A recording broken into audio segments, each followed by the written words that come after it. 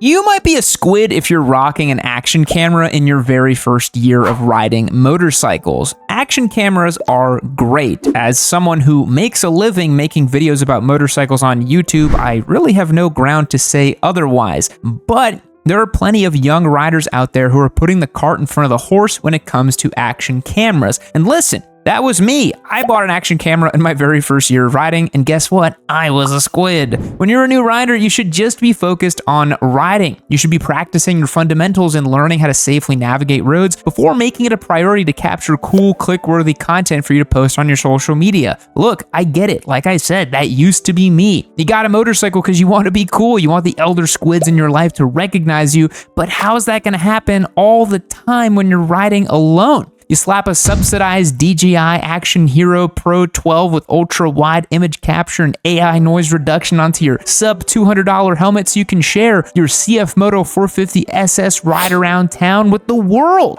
Of course, it's all in good fun. Like I said, I use an action camera all the time. When it comes to beginner riders, you really should be focused on riding and learning how to ride properly before you concern yourself with making content for the internet. When a beginner rider uses an action camera, they risk focusing too much attention on looking cool or engaging in behavior that will look good on camera but might not be conducive to safe riding. Squid content is as popular as it's ever been, and I see so much of it on the mobile-first platforms like TikTok and Instagram. And I fear that a lot of young riders see that type of material and think it's cool or think, hey, I should do that. Using an action camera for the sake of making content when you're just starting out adds an unnecessary element to your early riding career. You should be learning how to safely ride, navigating corners, and mastering throttle and brake control long before you concern yourself with looking cool online or trying to capture a crazy road rage incident. An action camera just adds an unnecessary distraction and may encourage a new rider to make poor decisions or ride beyond their skill level. And before spending hundreds of dollars on a motovlog setup, there are plenty of better ways for a new rider to use that same money, whether that be on proper gear or replacing the worn out tires that came on your used Ninja 400. We all know that riding without wearing any gear is a surefire way to be labeled a squid, but there are a lot of gray areas in the world of motorcycle gear that can lead to you falling on the squid end of the spectrum as well. Where did your riding gear come from? Amazon? Temu? Lord forbid, Ruroc? Just because the MSF course told you to always wear a jacket and gloves does not mean that wearing the cheapest jacket and gloves you can find online automatically means you're not a squid. Buy cheap, buy twice is an old adage that entirely rings true when it comes to motorcycle gear. Cheap gear might not even last a single season with regular use, or if you happen to go down even in a minor low-speed incident, your cheap gear may very well likely disintegrate into dust, leaving you with injuries that make you wish you had ponied up the coin for proper safety-rated gear. Similarly, even if you recognize the importance of proper gear, you might still be a squid if you're quick to make concessions based on different factors.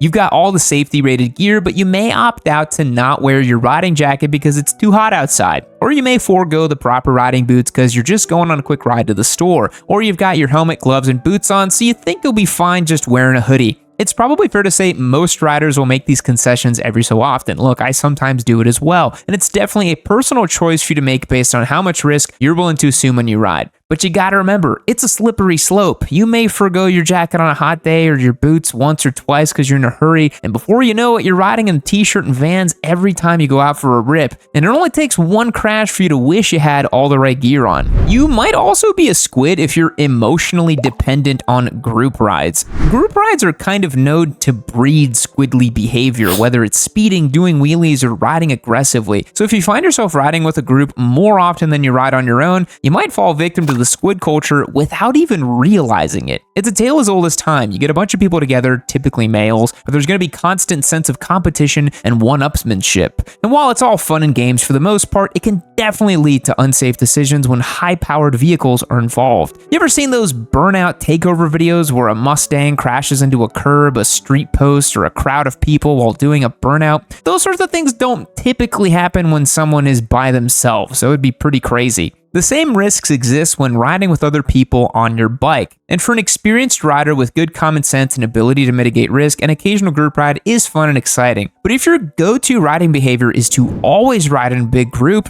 you're more than likely a squid. Because group rides permit and encourage squid-type riding. Motorcycling in its nature is meant to be a solitary act, just you, the machine, and the road. And that relationship is valuable for continuously learning to become a better rider, as well as enjoying the peacefulness and meditative nature that comes with motorcycling. So if your emotional baseline for riding is pushing the limits with your buddies on the street all the time, you're probably a squid, and you might not even realize it. You might also be a squid if you keep buying the most clapped out sport bikes for sale on Facebook Marketplace. I get it. It's a borderline addiction to keep looking at Facebook Marketplace and Craigslist, and you want to buy the cheapest piss missile that you can get your hands on, so you end up with a super busted Gixxer Thou or an R6 with no title. No matter what clapped sport bike you buy, it has certainly been to hell and back and is in a complete state of disrepair. So you end up riding it with a misfiring engine or any other litany of mechanical issues. The bike probably has a super cheap aftermarket exhaust and zero tune. The fueling issues mean your bike is either running insanely rich, puffing black smoke,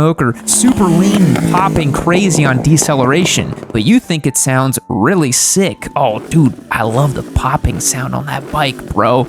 No, that's not good. You see the check engine light? That means you got a problem. For some reason, this type of squid thinks that a 150 horsepower bike running on 3 out of 4 cylinders is still superior to a 75 horsepower bike in pristine condition. They've got the super busted up fairings that are flapping around in the wind when they're not secured with zip ties. Well, everybody likes to get a good deal, and I do too. This type of rider is consistently getting burned buying clapped out sport bikes, but never learns their lesson. It is one after another. And if you keep buying super trash sport bikes for pennies on the dollar, you're probably a squid. Because clearly your singular focus is getting the most horsepower for your dollar, even at the expense of safety, practicality, or usability.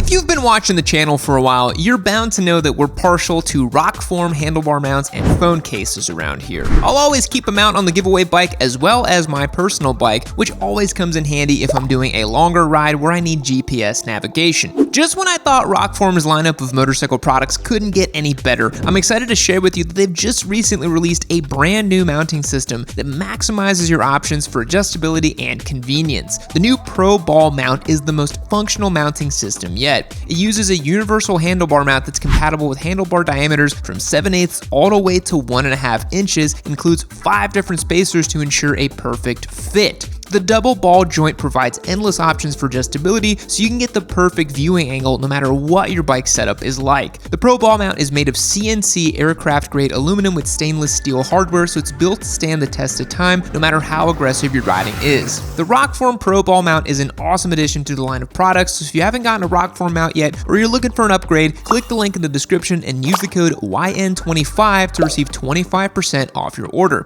That's 25% off using code YN25. Thanks so much to Rockform for the continued support on the channel. Now let's get back to the show. And if you're routinely buying clapped sport bikes on Facebook Marketplace, you very well may be also part of the riding dirty crew. Your bikes probably came with no title and you don't have the patience, know-how, or general interest in taking proper steps to get your bike actually titled and registered. You probably also don't have insurance on your bike. Why would you need insurance when you can buy another non-running 15-year-old leader bike for $2,000 and put in minimal effort to get it barely running again? A lot of these riders probably came from the dirt bike world. They, quote unquote, know how to ride because they've been riding dirt bikes their entire life. They've never registered or insured their dirt bikes either. They buy them for cheap, fix them, and then break them again. I've been riding 450cc dirt bikes for 10 years. Of course I can handle 1,000 on the street. Watch me. If this is your relationship with motorcycling, you very well may not have an endorsement on your license either. If you get pulled over and the police impound your bike, who cares? You can buy another non-running 15-year-old leader bike for $2,000 anyway. You see the pattern here? This is the type of rider that just has so little invested into their riding career, they have no interest in going through the proper channels to make sure everything is legit. You know, most riders really enjoy riding and they don't want to lose the privilege to do so. So make sure your bike is registered and insured and you have the proper endorsement on your license to be able to ride legally. But there is always that rider with such a casual indifference to adhering to the proper channels when it comes to motorcycling. And if that's you, you're definitely a squid. A lot of behavior that is indicative of being a squid kind of relates to being cheap. You're too cheap to buy proper gear, you're too cheap to buy a bike that isn't a complete hunk of junk, and you're too cheap to pay for insurance, so on and so forth. But on the complete other end of the spectrum is a rider who's so dedicated to being a squid that they're willing to spend thousands of dollars to gain 6 horsepower on their street bike. Their priorities align with speed, performance, and the ability to flex on their friends with all the high-end farkles, kind of turning motorcycling into a consumption community and really just trying to buy stuff for the bike. For a street bike, a few tasteful mods that can increase your quality of life are great. But at this point in my life, personally, I don't really understand the need that a lot of riders have to excessively modify their bikes. There are plenty of riders out there that already have a shopping cart full of hundreds, if not thousands of dollars in mods and accessories for a bike they haven't even taken possession of yet. Just get out there and ride the damn thing, you know? What is the point of a full system exhaust on a street bike? What's the point of a carbon fiber fender on a street bike? Of course, I had one on my Turbo Hayabusa, and everybody's welcome to modify their bikes to their heart's extent. It's not my money, but I am just always curious what the mentality is around spending tons of time and money to get marginal power gains.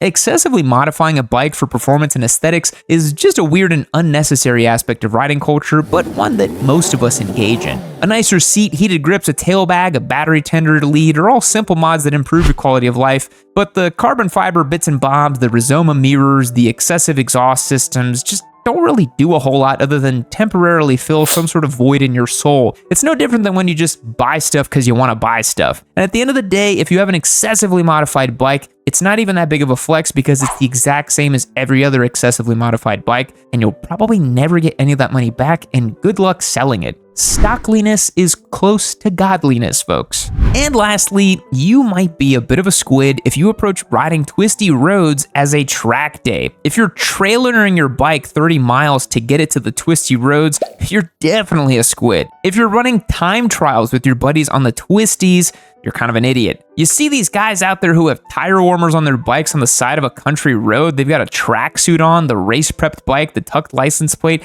and they're ready to put on a clinic. Motorcycling is fun, but what is the point in turning a weekend ride into a formal event? At that point, just go to the frickin' track. Like, what is the next step for these canyon squids? Selling spectator passes? It really is kind of crazy. There's street riding, and there's track riding. The two do not need to be hybridized into a Squid GP event. And for the Isle of Man racers, leave it to the professionals, folks. Those guys are insane. Let them do it. Ride your bike to the Twisties, then ride it home in a normal way. Of course, if you live hours and hours away from a twisty road, why don't you trailer your bike, find a parking lot where you can rest, have something to drink, maybe make a weekend out of it. But for the most part, creating a shanty town on the side of the twisty roads where your girlfriends hang out with you and the boys while you try to race on the street is 100% the sign of a squid.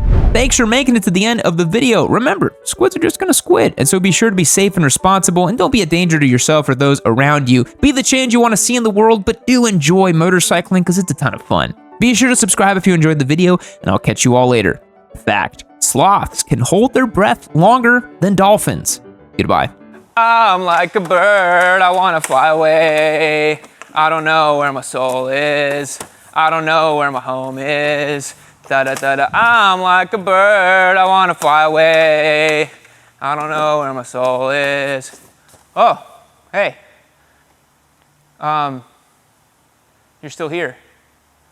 Man, this is awkward. You should, you should keep watching Yami Noob.